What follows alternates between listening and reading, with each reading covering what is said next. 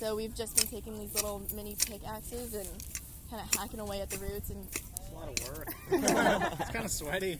I help at this because I think it's important to keep the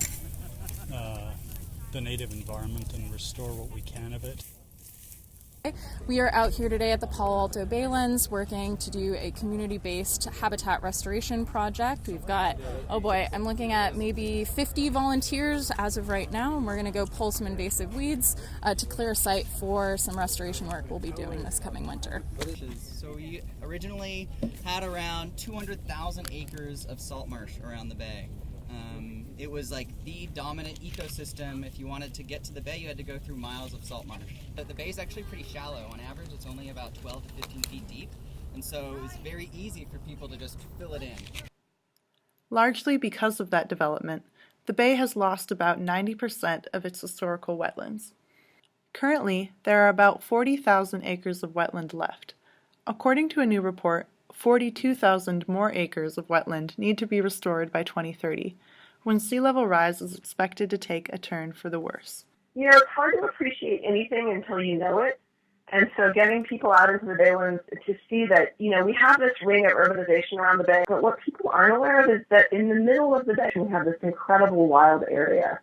And, you know, it gives us all these ecosystem services. It helps with flood protection, but also it has endangered species. It's full of wildlife. It's a beautiful place to go and kayak or take a walk or, you know, go birding. Anything like that is a really pleasant and just as wonderful as our parks up in the hills.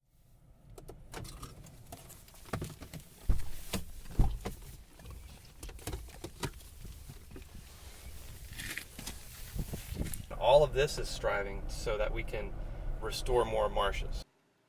John Bourgeois shows me around Eden Landing in Hayward, one of 3 sites that are included in the South Bay Salt Pond Restoration Project. The other sites are in Alviso and Ravenswood.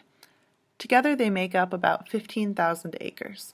So 15,000 acres is an area the size of Manhattan, right? So I mean, this is the largest development project in the Bay Area. The 50-year project just wrapped up Phase 1. So Phase 2 has really been focused on more of a sea level rise response. We're really trying to implement some of the exact messages that are coming out of the Baylands Goals Science Update report. The real barrier is not the science. We know how to do this. The real barrier is funding.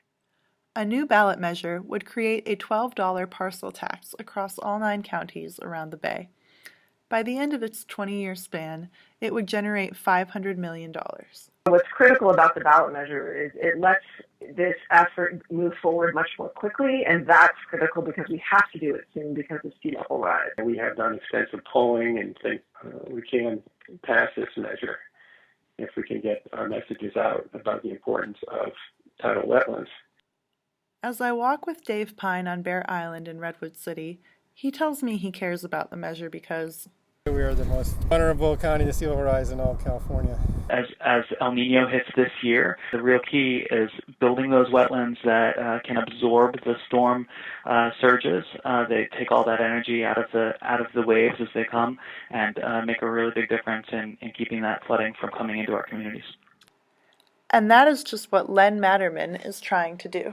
So when we started, our agency was founded after a big flood in 1998. That was due to pretty much the last similar El Nino. So restoration requires flood protection. Flood protection also requires restoration. And wetland restoration is really important for the economics of the bay, right? It's really important for the safety of the people who live here. The bay is part of everyone's life here.